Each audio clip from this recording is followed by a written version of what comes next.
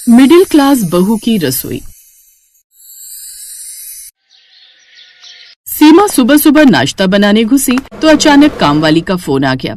Hello, हाँ शांति, क्या हुआ? 9 बज रहे, तू बर्तन करने नहीं आई क्या? 2 दिन छुट्टी पर रहेगी, पर क्यों? हेलो हेलो, अरे फोन काट दिया। जरा बताती हूँ क्या हुआ बहू, किस पर गुस्सा कर रही हो? शांति 2 दिन की छुट्टी लेकर फिर चली गई, परसों आएगी। बोली नहीं क्यों की छुट्टी, फोन काट दिया। बहू इस महीने कितनी छुट्टियां ली हैं शांति ने? 3 ले चुकी है पापा जी। लिख लो डायरी में, 4 से ऊपर लेगी तो काट लेना पैसा। बर्तन तो कर लूं पहले, रसोई साफ करूंगी फिर बनाऊंगी कुछ।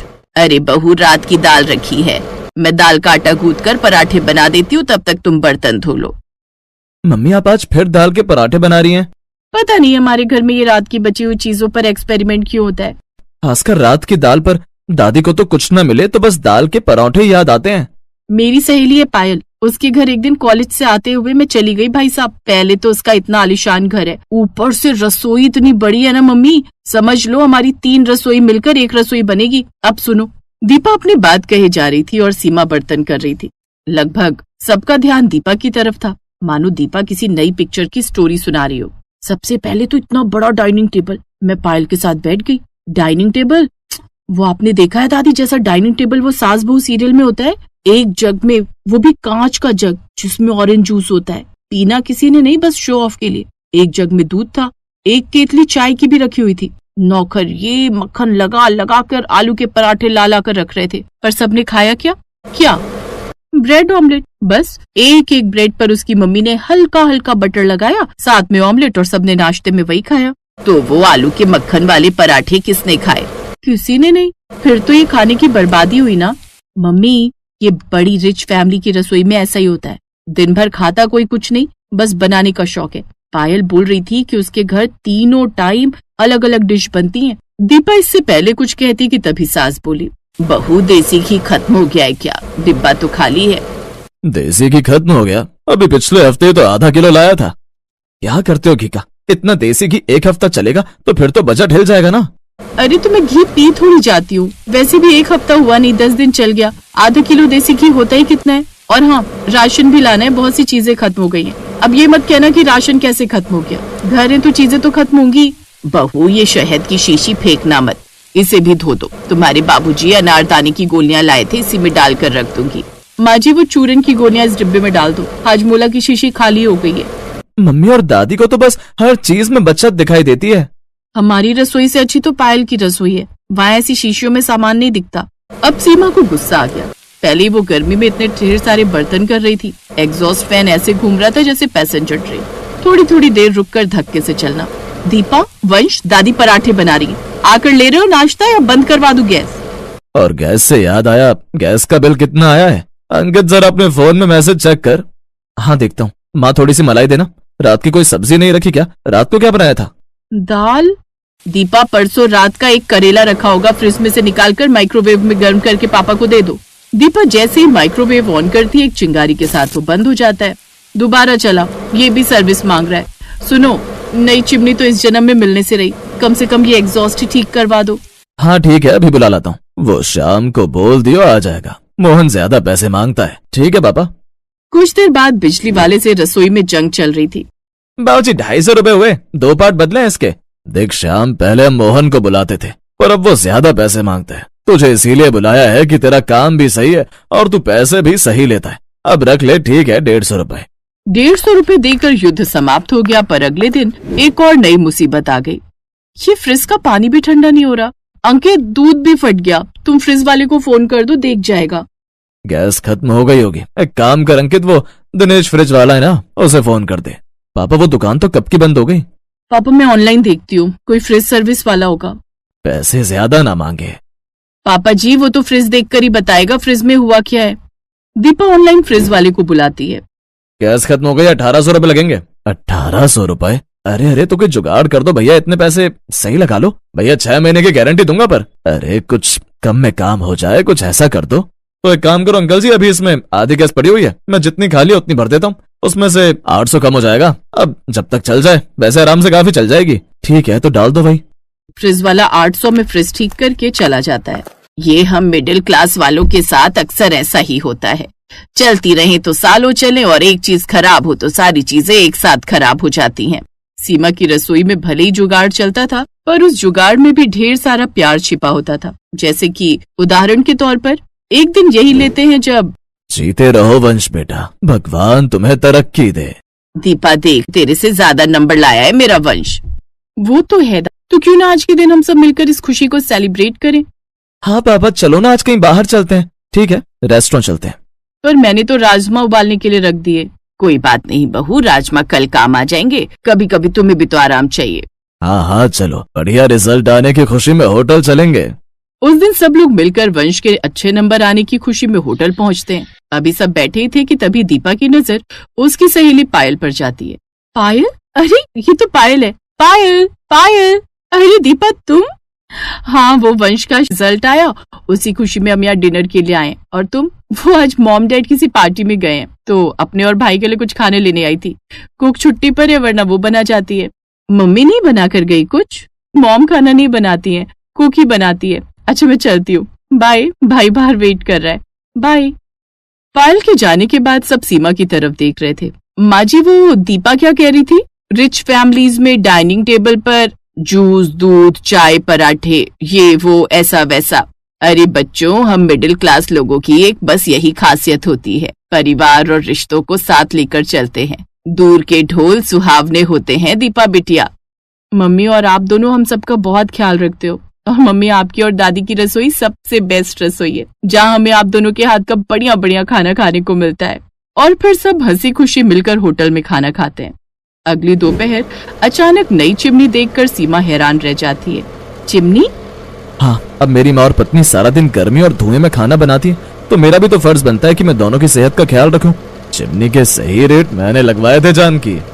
सबके चेहरे पर खुशी आ जाती है। यही तो है मिडिल क्लास फैमिली का अपनों के लिए फिक्र और अपनापन, जिसमें छोटी छोटी चीजों से बड़ी बड़ी खुशियों को पाया जाता है।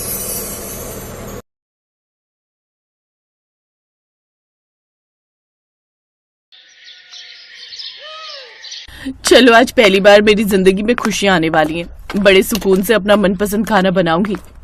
शालू खुशी खुशी किचन में गई, लेकिन वहां उसने कुछ ऐसा देखा जिसकी उसे क्या, किसी को भी उम्मीद नहीं होगी।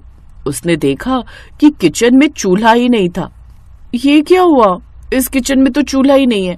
बिना चूल्हे के मैं खाना कैसे बनाऊंगी? इन लोगों को लगा होगा कि मैं बिना चूल्हे के खाना बना ही नहीं पाऊंगी। अब देखो मैं क्या करती हूँ। शालू ने सभी हरी सब्जियों को अच्छे से काट लिया।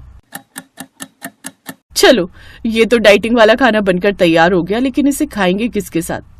अब इन लोगों को लग रहा होगा कि रोटी बनाने के लिए तो चूल्हे की जरूरत पड़ेगी ही, लेकिन उसका भी इलाज है मेरे पास। शालू तुरंत बाहर बाजार में गई और वहां से ढेर सारी ब्रेड खरीद कर ले आई। सासू माँ, ससुर जी, आदित्य, आ जाइए, खाना लग गया है। ये सुनकर तीनों हैरान हो गए, क्योंकि तीनों एक ही कमरे में बैठे थे और अपनी बहू की हार का इंतजार कर रहे थे। क्या आप लोगों ने भी वही सुना जो मैंने सुना?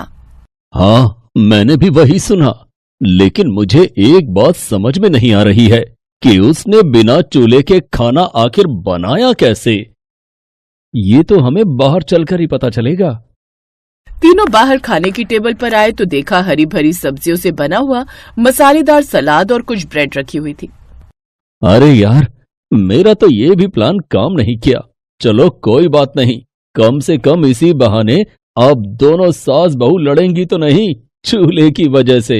वैसे बिना आग का इस्तेमाल करके बना हुआ ये खाना भी बहुत स्वादिष्ट लग रहा है और ये हमारे लिए हेल्दी भी है। लेकिन ऐसा आखिर हुआ क्यों था? क्यों आखिर उस घर में बिना चूल्हे वाली रसोई बनाने की जरूरत पड़ गई? और क्या अब उस रसोई में कभी भी चूल्हा नहीं जलेगा? ये जानने के लिए हमें कहानी में थोड़ा पीछे चलना होगा। शालू पहली बार ब्याह कर जब अपने ससुराल आई, तब वो अपने साथ एक बहुत ही शानदार चूल्हा लेकर आई। देख बहू, पहली बात तो हम दहेज के सख्त खिलाफ हैं, लेकिन फिर भी तू चूल्हा लेकर आई है तो इसे चुपचाप स्टोर रूम में रख दे, क्योंकि किचन में तो वही चूल्हा इस्तेमाल होगा जो मुझे दहेज में मिला था। ठीक है सासू माँ, इसमें कौन सी बड़ी बात है। जब तक वो चूल्हा चल रहा है तब तक उसे चलाएंगे, जब वो खराब हो जाएगा तब मैं अपना वाला चूल्हा निकाल लूंगी। शालू ने अपना चूल्हा स्टोर रूम में रख दिया और किचन में जाकर अपनी सास के चूल्हे पर खाना बनाने लगी। खैर, शालू खाना बनाकर जब टेबल पर लाई तो वहां पर उसके सास ससुर आदित्य सब पहले से ही बैठे थे। बहू, तेरी माँ ने तुझे खाना बनाना नहीं सिखाया था क्या? इतना वक्त लगता है खाना बनाने में। सासू माँ, आप मुझे कुछ भी कह लीजिए, लेकिन मेरे मायके वालों को कुछ भी कहने की जरूरत नहीं है। और खाना आपके चूल्हे की वजह से देर से बना है। इतना धीरे धीरे जलता है कि पूछो ही मत। इतने स्लो मोशन में तो राघव भी डांस नहीं करता। तू क्या हे कर रहा है? वो मेरे चूल्हे को बुरा कह रही है और तुझे हंसी आ रही है। अरे तो उसमें बुरा मानने वाली क्या बात है? बहू बिल्कुल सही तो कह रही है। तुम्हारा चूल्हा बहुत पुराना हो चुका है, कई बार तो उसे रिपेयर करवा चुके हैं। अब उसे स्टोर रूम में रख दो। शाम को उसके ससुर ने कहा, अरे बहू, जरा चाय बना दोगी क्या? ससुर जी ऐसे क्यों बोल रहे हैं? आपको तो मुझे आदेश देना चाहिए। मेरा भी चाय पीने का मन है। मैं हम तीनों के लिए चाय बना देती हूँ। सासू माँ को भी बुला लीजिए। शालू किचन में गई, चाय का बर्तन गैस पर रखा और चूल्हा जलाने की कोशिश करने लगी, लेकिन गैस जलने का नाम ही नहीं ले रही थी। तभी अचानक किचन में गैस की महक आने लगी। सासू माँ के चूल्हे से तो गैस लीक हो रही है और चूल्हा जल भी नहीं रहा है। कभी कभी मन करता है इसे उठाकर कबाड़ में फेंक दूं।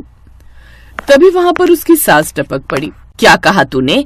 मेरे चूल्हे को तू कबाड़ में फेंक देगी? खबरदार जो आज के बाद मेरे चूल्हे के बारे में कुछ भी कहा तो। सासू माँ, ये चूल्हा अपना दम तोड़ चुका है, जलने का नाम ही नहीं ले रहा, तो मैं क्या करूं? आप ही देखिए, गैस की महक आ रही है, कहीं से आपका चूल्हा लीक हो रहा है। उन दोनों की आवाज सुनकर वहां पर शालू का ससुर भी पहुंच गया। अरे क्या हो गया? क्यों लड़ रही हो तुम दोनों बच्चों की तरह? देखिए ना आपकी बहू हमारे चूल्हे के बारे में क्या कह रही है। कह रही है कि चूल्हे को वो बाहर कबाड़ में फेंक देगी। पिताजी, आप ही देखिए ना, गैस की महक आ रही है और चूल्हा जलने का नाम ही नहीं ले रहा है। मैं जाकर अपना चूल्हा रख देती हूँ और इस चूल्हे को स्टोर रूम में रख देती हूँ। अच्छा, मैं भी तो पुरानी हो गई हूँ, मैं भी लीक करने लगी हूँ कहीं ना कहीं से, तो मुझे भी उठाकर तुम लोग स्टोर रूम में रख दो और कहीं से नई नवेली सास ले आओ। तुम तो बात का बतंगड़ बना रही हो। ठीक है, मैं तुम्हारा चूल्हा अभी रिपेयर करवा कर लाता हूँ। कुछ दिनों तक वो चलता रहा, लेकिन उसके बाद फिर से ये लो, आज फिर से चूल्हा ढंग से नहीं चल रहा है। 1 घंटा तो चूल्हा जलाने में ही लग जाता है। आज मैं खाना बनाऊंगी नहीं। धीरे धीरे रात के 10 बज गए। तभी आदित्य ने शालू को आवाज देकर बुलाया। शालू, रात के 10 बज गए हैं, मुझे सुबह काम पर भी जाना है। अभी तक खाना नहीं बना क्या? अरे कैसे बनाऊं खाना? जब चूल्हा जल ही नहीं रहा तो कैसे बनेगा? 1 घंटा तो चूल्हा जलाने में ही लग जाता है।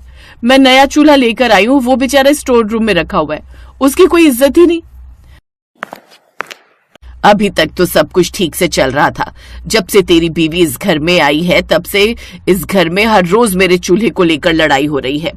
ऐसा करती हूँ, इस चूल्हे को लेकर मैं ही इस घर से निकल जाती हूँ, फिर सारा मामला ठीक हो जाएगा। माँ, एक चूल्हे को लेकर इतना ज्यादा पॉजिटिव क्यों हो रही हो? हम लोग आपके चूल्हे को कहीं बाहर फेंकने तो नहीं जा रहे। उसे चुपचाप सजाकर स्टोर रूम में रख देते हैं। हर रोज आप उसके दर्शन कर लेना। शालू नया चूल्हा लेकर आई है, उसमें जल्दी खाना भी बन जाएगा। नहीं, रहने दो, मैं अपने चूल्हे को लेकर घर से भाग जाती हूँ, फिर तुम लोग अपने नए चूल्हे के साथ खाना बनाना। तुम दोनों जब देखो तब उस चूल्हे को लेकर हमेशा लड़ाई झगड़ा क्या करती हो? तुम बहू का नया चूल्हा किचन में नहीं रखना चाहती और बहू पुराने चूल्हे के साथ खाना बनाना नहीं चाहती। सासू माँ, ससुर जी, मैं उसी पर किसी तरह से खाना बना लिया करूंगी। देखा, आखिरकार जीत मेरे चूल्हे की हुई। इसीलिए कहती हूँ बहू, अपनी सास से कभी पंगा मत लेना। और शालू उसी में खाना बनाने की कोशिश करने लगी। वो बार बार चूल्हा जलाने की कोशिश कर रही थी, लेकिन चूल्हा जल ही नहीं रहा था। तभी अचानक गैस लीक होने की वजह से आग पकड़ ली। शालू की साड़ी भी जलने लगी। वो जोर जोर से चिल्लाने लगी, आदित्य बचाओ, पिताजी बचाओ, बचाओ। आदित्य ने बाल्टी भर भर कर जल्दी से पानी डाला और थोड़ी देर में आग बुझ गई। 3 दिन के इलाज के बाद शालू ठीक होकर वापस घर आ गई। पड़ गई तुम्हारे कलेजे को ठंडक। ये तो अच्छा हुआ कि वक्त पर आदित्य ने पानी डाल दिया, वरना कुछ भी हो सकता था शालू के साथ। अब क्या उसे भगवान के पास पहुंचा कर ही मानोगी? बहू मुझे माफ कर दो, मुझे अपने चूल्हे पर अहंकार हो गया था। आज जो तेरे साथ हुआ है कल वो मेरे साथ भी हो सकता है। किसी की जिंदगी के साथ खिलवाड़ करने का मेरा कोई हक नहीं।